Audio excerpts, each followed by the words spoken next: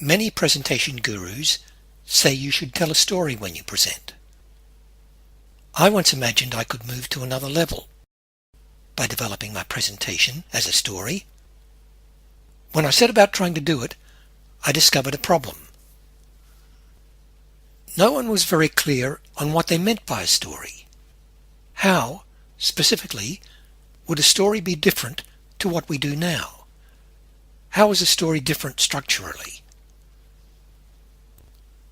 It troubles me that the obvious implications of many compelling and evocative personal stories are not consistent with scientific knowledge. For example, think of those deeply moving stories that people use to support their claim that childhood vaccinations cause autism.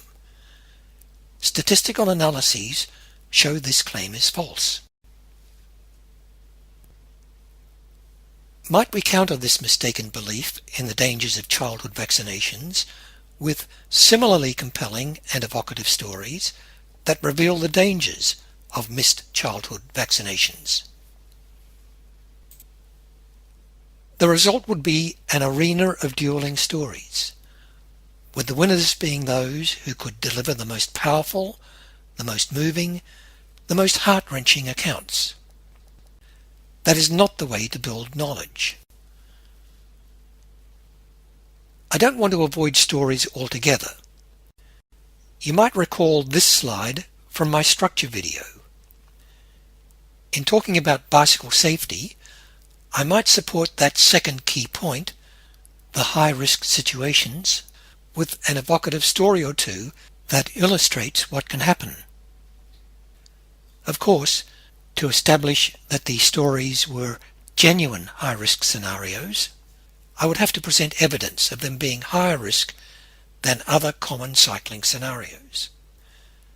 Stories, on their own, do not satisfy that requirement.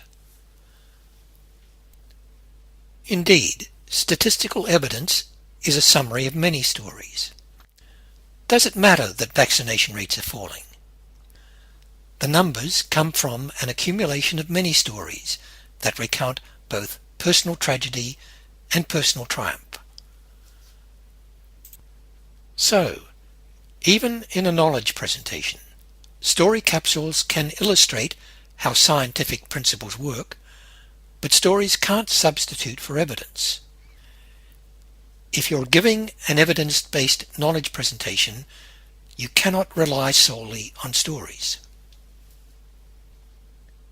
In my presentation book, I argue that we need to develop an expository narrative. As I show in this figure, an exposition narrates an evidence-based explanation or argument, while a story narrates a series of events involving characters and situations. You can develop a narrative in either story form or expository form, but most often, as a knowledge professional, you will want to present evidence, and that requires exposition rather than story. So, be careful when someone recommends you tell a story. A story will not serve you well when you need to present evidence. What you need for that is an exposition. I say more about stories, about when they can be useful and when you should avoid them, in my book, Presentations for the Knowledge Professions.